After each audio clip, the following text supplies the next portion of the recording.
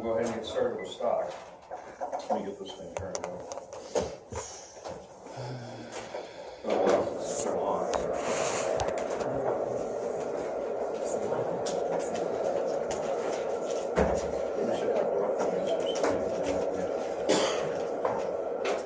Exam results were okay in some cases and not okay in other cases. I mean, some people did fine. The high was like a 100.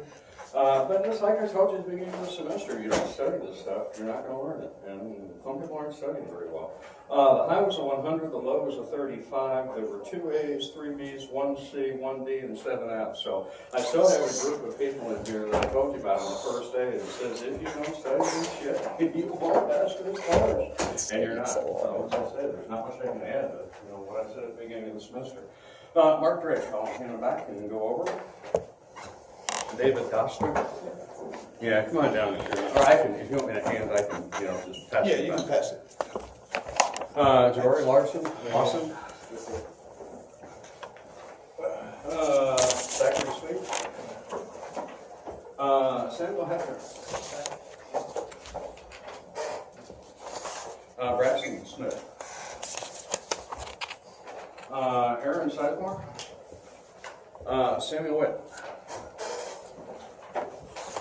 Jason Quaid.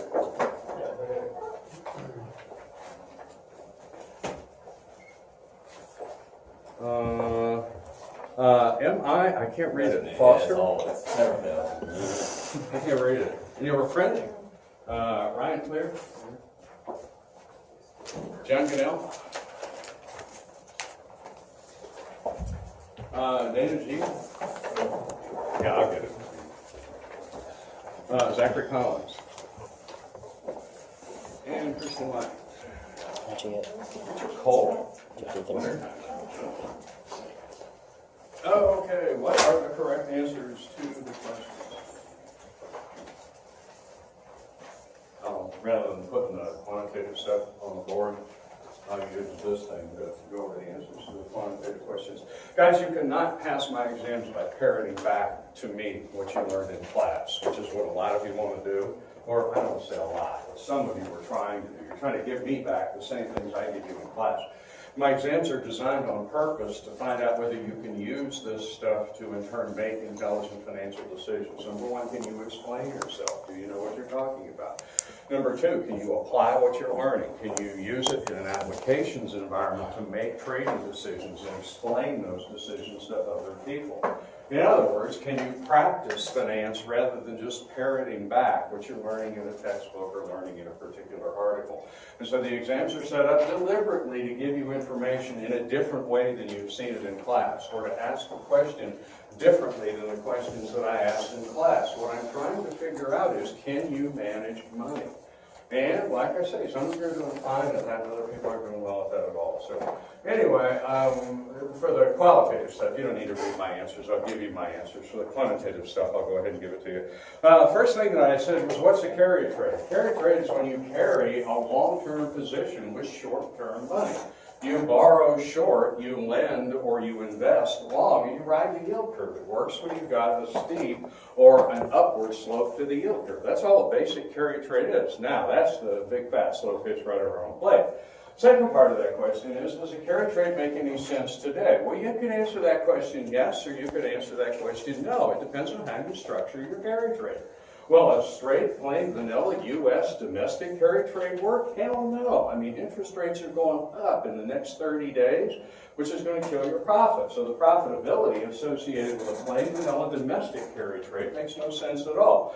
On the other hand, if you want to talk about an international carry trade where you borrow because you're a global financial institution in Europe, or you borrow in Japan and take advantage of two things. The fact that there are no interest rates in Europe and rates are going up in the U.S. So the carry trade that works today is a cross-border carry trade where you're borrowing in the euro market, you're in turn turning that into dollars. Have you seen the euro? Shit, it's down to $1.05. And they're saying parity next year. So a cross-border carry trade in euros or yen, where that's your short position and invested in a 10-year treasury, works just fine. So you could have answered that question yes or no. I didn't care how you answered. I cared how you explained yourself. Do you know how to manage money based on the things that you've learned in class? That's what I'm asking in that particular question. And so that was really where the bulk of the points were. Does a carry trade make sense, and how would you structure it in the market? So anyway, that's number one. Number two, big, fat, slow pitch, right over home plate. A lot of you just gave me total bullshit for this, dude. You had no idea what you were doing and what you were talking about the question. You know, the basic idea is, how do we take default risk, not liquidity risk, not maturity risk, how do you keep default risk out of contaminating the yield curve? You use treasuries. That's the whole purpose for using treasuries. Period. Next question. That was supposed to be a big, fat, slow pitch right over home plate. And again, what I'm looking for in these questions is, are the lights on and is anybody home? Not just, can you parrot back to me what I told you in class? And a lot of you want to fit a square peg into a round hole and just give it back to me the way I gave it to you in class. That's not what I'm looking for. What I'm looking for is, are you learning anything that you can use in the real world? And that brings us to question number three, because in question number three, not only did you have to know what you were doing, you had to pick the data out of the table. And so it wasn't a question of, oh, there are numbers, I need to use all of these numbers. Notice the 3-month rate and the 6-month rate in term structure mean nothing when you're doing forward rates. You've got the 1, the 2, and the 3-year rate. And so you've got the 2-year rate with a 1 added to it squared divided by the 1-year rate minus 1.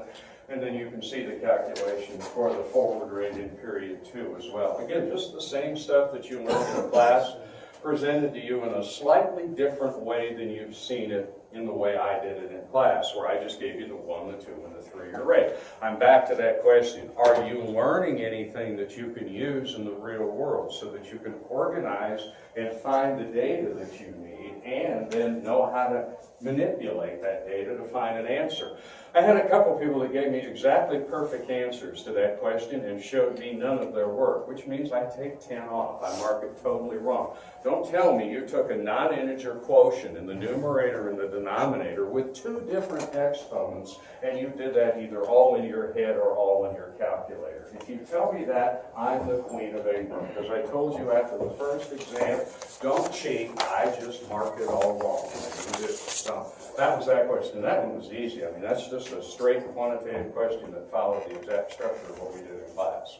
And so you can see the 1 and the 2, and then I gave you a 3% real rate. Just subtract the real rate and you get the inflation rate. So that was that one. What did I give you for 4? The 2 dangers associated. You know, we talk all semester about what happens if you take that money out of circulation. Well, I turned the question around and said, what's wrong with leaving it in? Asset bubbles, number 1. Inflation, number 2. You've got a risk associated with inflation uncertainty, having $4 trillion in reserves, and you've got asset prices that are out of control. Nobody should have missed that shit. We talked about that ad nauseum for about 2 weeks in here in different classes. So, you know, again, that was a relatively easy question too. And then what was the next one that I gave you? Did I give you 395? I've got, you know, multiple versions of the exam here. I just have one key and I grabbed certain questions out of here. Did I ask you the one where the Fed funds rate, the actual rate was 395 and the target was 375, or did I? 325 and 375. Yeah, sometimes. Let me see. Let me turn it around the other way. 325 to 375. And so you want to increase interest rates. What do? Sell, in terms of open market operations, securities or treasuries into the PSDs. Remember, a lot of you are saying, I increased the discount rate. Really? That's open market operations? I mean, you're telling me about interest on reserves, you're telling me about the discount window. Notice, when you say things like that, what I can tell is you don't know what you're talking about, because you don't know the difference between the interest rate charged on reserves, reserve requirements, the discount rate, and open market operations. I gave you the question phrased or couched in terms of OMO, open market operations, the buying and the selling of securities into and out of PSDs by the FOMC. That's what open market operations is. And so you'd raise the discount rate, that's a completely different policy tool associated with the Fed. So again, you're not studying, you're learning it real superficially when you make mistakes like that, which is why you're not performing well in the exam. Okay, that's that. Let me see what I got. Under the discount window, I give you that one, the discount window policy. It's been a week since I looked at these things because I graded them last Tuesday and last Wednesday. I think I gave it to you. Under the discount window policy implemented in 2003, the Fed uses the discount window to create a ceiling on the Fed funds. How do they do it? You know, what I wanted to see there was, can you in turn provide an intelligent explanation in 3 or 4 sentences for what the Fed does with its discount window policy? And so a lot of you said, well, the Fed arbitrages the rate difference when rates rise. Well, yeah, but it requires a deeper explanation than that. Normally, the discount rate's what, 50 basis points ahead of what the Fed funds rate is? There's sentence 1. But in cases when the Fed funds rate spikes, the Fed can in turn leave the discount rate unchanged, which brings about an arbitrage opportunity for banks if they can borrow from the discount window and lend into the Fed funds market. That's what you needed to say. In other words, I wasn't looking for a 3-word answer to that. You needed to, in turn, give yourself a 3 or 4 sentence answer. Notice a lot of these things can be answered in a sentence. That was one where you needed to provide a longer explanation. And again, what I'm looking at there is 2 things.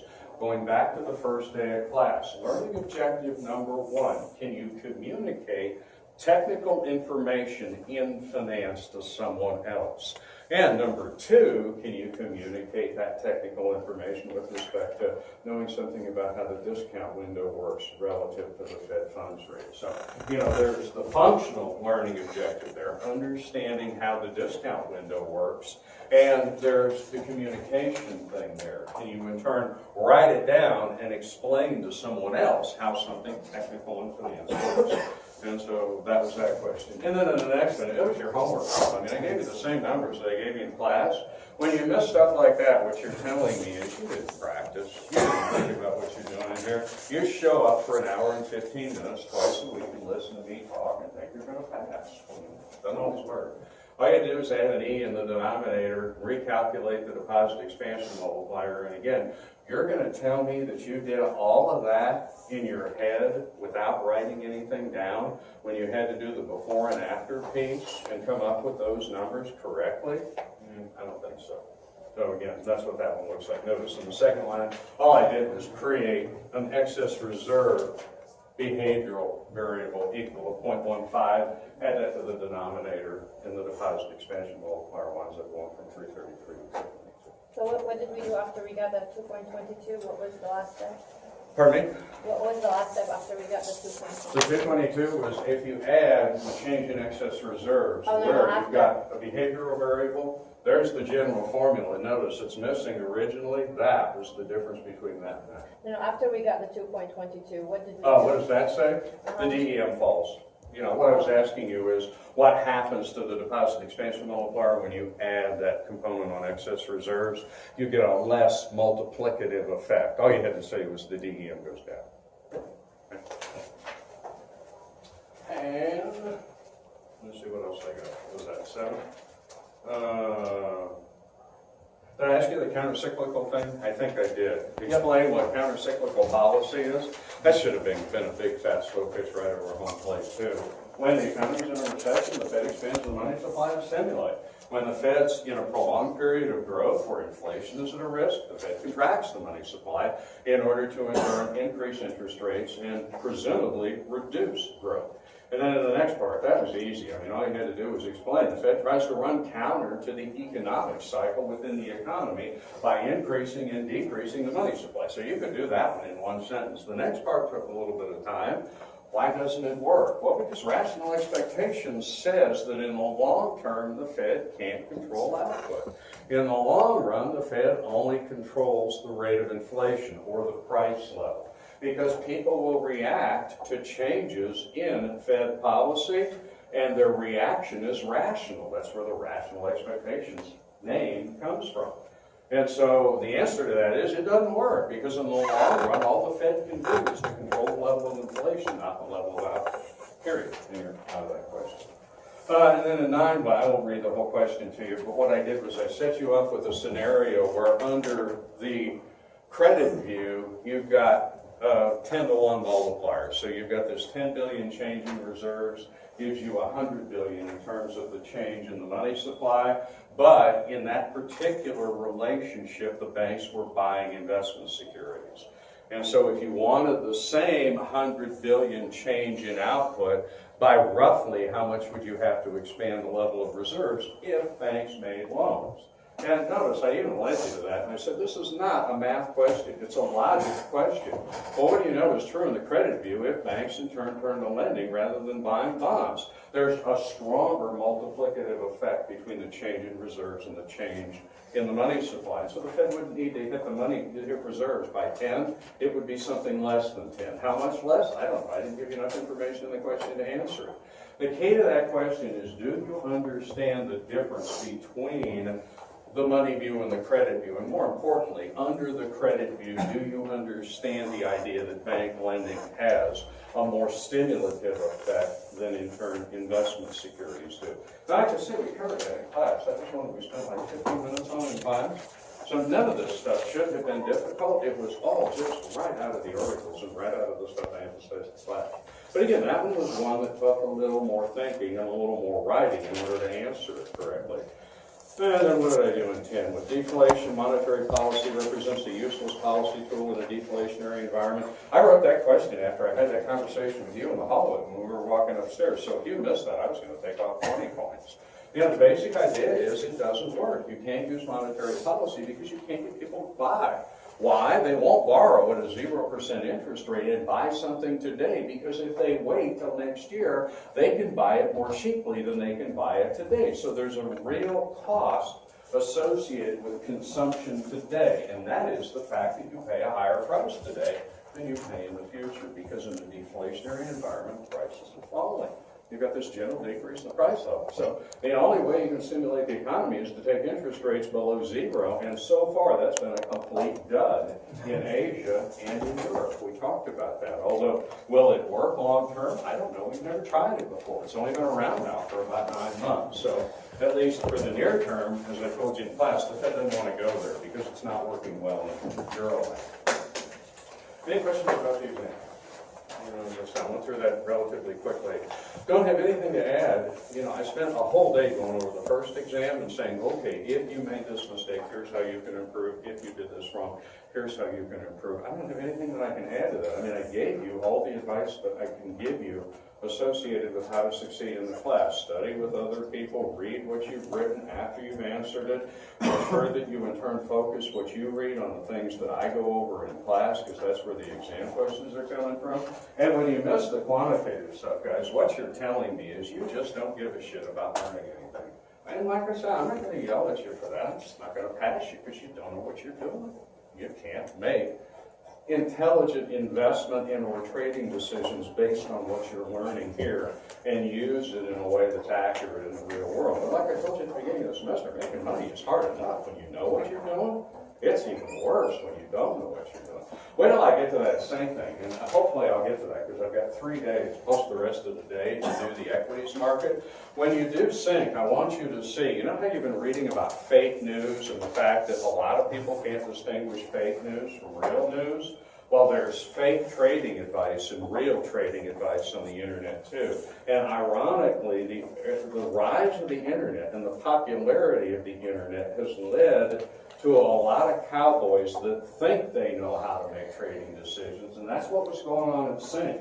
What you've got going on is people sitting in their pajamas in their parents' basement reading these investment blogs and saying, oh, Sync's a pump and dump, therefore we're going to short a pump and dump. You never short a pump and dump, but if you're stupid, you don't know that. And so the people that were running that pump and dump looked to the gods of finance and said, oh my God, we're going to make a ton of money. And they did, because they had all these idiots that were on the internet reading about this stuff, shorting into a pump and dump. You can make money on a pump and dump, but not by going short, because then you get caught in a short squeeze because there's only 1 or 2 market makers out there. Well, all of the idiots that are reading those blogs on the internet don't know that because they don't know technical finance. They just know they've read a blog and think they're Warren Buffett. And that's exactly why I gave you that article, because that's what happens when you don't know what you're talking about, but you think you're a risk cowboy. And so, like I say, it's a really interesting story, and it's a fun read in terms of, you know, what actually happened at Sync. That's why I covered. Hopefully I'll kind of get to it by the end of the semester. Any questions about the exam? I know I'm talking fast because I got to go, because we got to get through the equity stuff, and I'm short a day or two.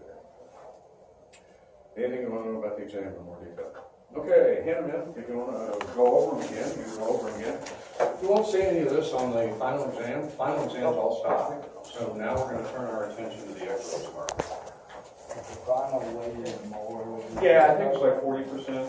Yeah.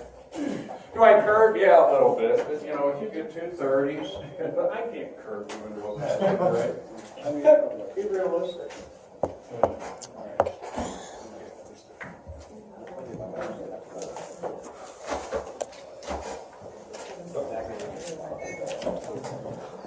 Yeah, I know. And as I said a minute ago, don't study this stuff for the final exam. We get Equities. at least this Let's talk about what we're going to do, and then let's get going doing it. Fortunately, you don't have to write anything down, because, you know, I've given you that. You know, I gave you the equities outline, because the equities outline is too long compared to what I did for the debt outline. Remember when I went through the interest rate module and I had that outline that I put up here and had you write down? This is out there on Canvas, on that first section of Canvas. And so let me give you the big picture in terms of what we're going to do when we talk about the stock market. And again, this is a little bit out of date because I put the outline together a few years ago and I changed the equity module. You won't see Sync in here because I wrote this before last summer when Sync became, you know, a phenom in the market. It was last August that pump and dump went on. So there are 4 basic topics that we're going to cover over the course of the next 4 days. We probably won't make it all the way through this. I lost 1 day at the beginning of the semester to whatever that, you know, whatever they do, that party that they have the first day, so we didn't have class. And then I've been shitting around in here too much, so I wound up losing another day doing what's my trade kind of stuff. So I'm about a week short in terms of the time that I have for equity, so I'll get about half or 2/3 of this done. First thing we're going to do, and we're going to do it today, is to talk about structure and mechanics. A lot of this stuff comes out of your book. This is the equities chapter in the book, where we'll talk about how does market structure work? How does an organized exchange differ from an over-the-counter market? How does the specialist model differ from a market maker's model? How do multiple limit books affect the spread between bid-ask prices and those kinds of things? In other words, what you're learning here are the technical things associated with running a market maker or a specialist's position. That's market structure. And then the second thing you're learning, the book doesn't do enough detail with bid-ask spreads and how spreads change in response to market movement with respect to price. And so I'm going to put you in a market maker's position where you're managing a position and you've got a bid-ask spread and you're controlling a limit book. This is going to be an example that's more OTC than it is from the organized exchanges, because we're not going to assume a central limit order book. So you need to know how those things work too. Then the next thing we're going to talk about, I'm going to throw out indirect versus intermediated exchange. I'll hit that one more in the bank course in the spring, because this is a course in indirect exchange. Now, I'm not going to do that one so that I can hopefully get to Sync. So I want to get down here and get into the stuff associated with high frequency trading and Sync and the pump and dump brought about, or return of the pump and dump, courtesy of the internet. And so I want to hit some of this stuff. So I'm going to pull that out.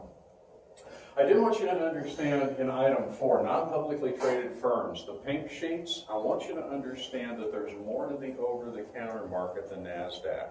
And so when we talk about the national market securities, and then we talk about NASDAQ middle market and the bulletin board system, that's just part of the electronic market.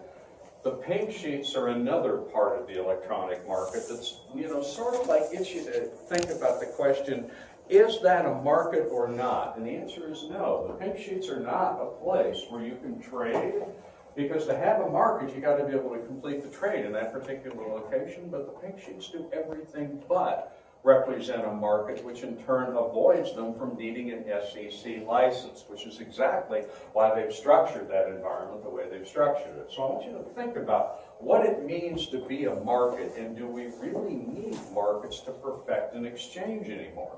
And the answer to that is probably not. Okay?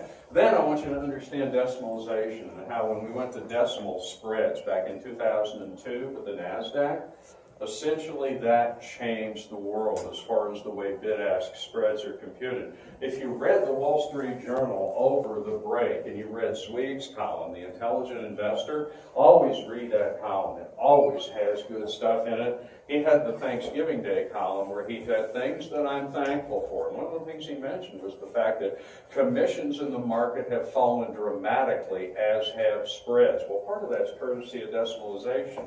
But I want you to understand it at a deeper level. I want you to see that we were the last big market in the world to decimalize our stock market. It happened in Europe, it happened in Canada, it happened in Southeast Asia.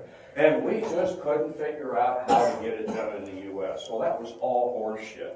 The reason why the U.S. was last to decimalize is when you collapse the spread, you reduce the profit of the established order in the market. And so those guys were kicking and screaming to maintain an 8 as the minimum tick size in order to maintain their profitability. And so sometimes when you're the biggest market, that conveys market power to the middle people who do the trading, that is the broker-dealers, and they resisted quite accurately and quite actively and quite successfully decimalization for a long period of time. And then I want you to see the idea of the role of technology in recognizing market efficiency. And so that sort of builds on what you learned out of that BGI piece, where we looked at the idea of algorithmic trading, and we looked at what we haven't yet, but we're going to now look at pair trading, algorithmic trading, basket trading, where you do all this data sifting, in terms of going through large amounts of data in order to identify pricing errors in the market. That's the structural stuff. And then the second topic that we're going to get into are these series of trading abuses in the market, and how do you repair them. And so what I'll do with part A there is common secondary market abuses. That's the standard stuff. Front running, step ahead trading, trade ahead trading, the trade through rule, all of that standard stuff in an organized exchange. Then we'll talk about what happened in terms of the IPO market back in the 1990s and the fact that that market just got out of control. And essentially what you had were market makers taking equity positions in the securities they were trading in order to front run their own customers. Well, you can't do that.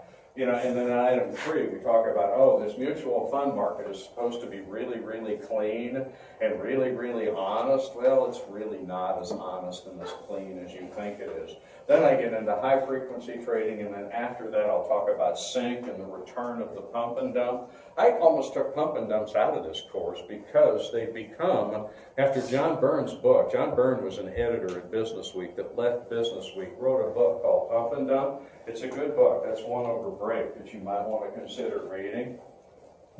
And pump and dumps kind of went away because the SEC had focused on that area. And remember, pump and dumps came about because the mob, after RICO took effect in the early 1990s, needed a way to make money, because you couldn't make money in the drug business anymore because the penalties under RICO were so severe.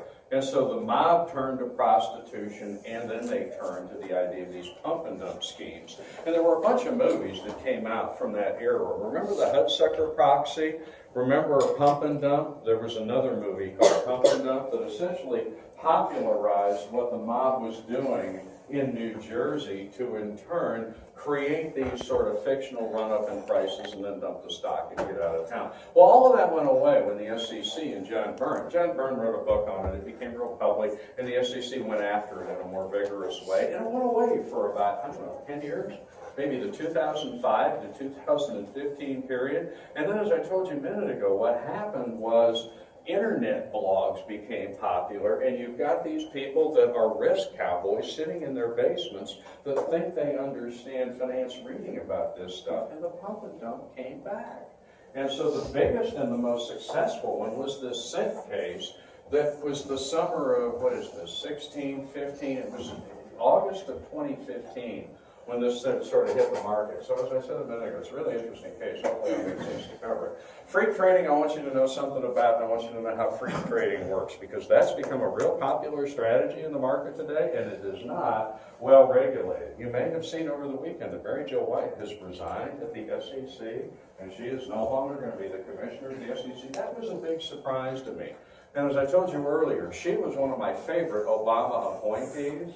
You know, when Elizabeth Warren at the last Senate investigative, you know, the Senate committee calls her every so often, and it was last summer she was there. And, you know, Warren's always grandstanding, and so she said, you know, I was disappointed in you last year, but I'm more disappointed in you this year than I was last year. And so, you know, when Mary Jo White responded to that, she said, well, Senator, I'm disappointed that you're disappointed. And I just cracked up. But this is my kind of woman. I mean, she's really, really feisty. And she's a fine regulator. All she needed to do was to promote the idea of fiduciary responsibility more strongly. I don't know why she did. She did. Anyway. Continuing evolution and innovation in the stock market. That's probably where we'll be in a couple of weeks. You know, understanding how the secondary markets are changing, how instruments are changing, and how the primary market is changing. I should probably put the secondary market and the primary market together and then talk about traded instruments separately. And so in terms of secondary markets, I want you to understand the rise of electronic communication networks and how they differ from organized exchanges. And so when we talk about island, and we talk about archipelago, and we talk about IEX, notice those are more ECN-like exchanges than things like the American Stock Exchange, the New York Stock Exchange, and so forth. And then in terms of evolution in instruments, I want to look at exchange-traded funds versus mutual funds, and you should understand that ETFs by far and away are better instruments than mutual funds. Mutual funds are really out of date. A lot of people still hold them because ETFs are newer and because they think ETFs are riskier. They're not. They're just more price volatile because they trade in a continuous way where they're priced in real time rather than at the end of the day every night. So, you know, but there's a lot more to ETFs that you got to know to understand how they work than just that. So that's one topic there. And then we'll talk about credit default swaps and CDOSs and synthetic CDOs. And I'm never going to get to that because that topic alone is a week's worth of work, and it's a really technical topic. So that's the stuff on Goldman that I wanted to cover that talks about what Goldman did to turn subprime mortgages into AAA rated credits. I won't have time to get that far because I've only got 3 days after today left. And then in terms of the primary market, I want you to understand internet IPOs versus syndicated underwriting, and I want you to understand why an internet IPO is a much, much more fair way to in turn bring companies to market than the traditional syndicated underwriting that you learned about in corporate finance. And again, once again, we're back to that. Well, if the idea of an internet IPO would make so much more sense, why don't we do it that way? Because you've got Goldman and Morgan that significantly resist the idea of internet-driven IPOs because that's the biggest moneymaker in all of institutional finance. Those guys make billions based upon syndicated underwriting. And all of that represents inefficiency within the market. Those billions that are going into the pockets of Goldman Sachs and Morgan Stanley and Merrill Lynch should be going into the pockets of people who are buying and selling stock if you have a more efficient market, which is what the internet IPO brings about. We'll get there eventually, but we're not there yet.